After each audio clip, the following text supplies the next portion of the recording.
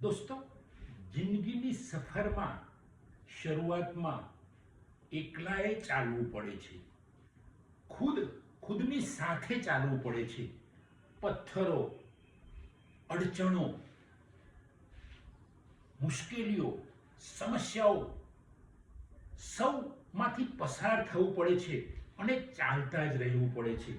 જીવનની સફરમાં એકલાએ ચાલતું રહેવું પડે છે, ખૂબ ચાલવું પડે છે.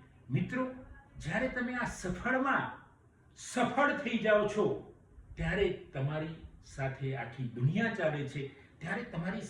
દુનિયા ચાલે છે. ફક્ત એકવાર જીવનની સફર આપણે ચાલુ કરવાની છે.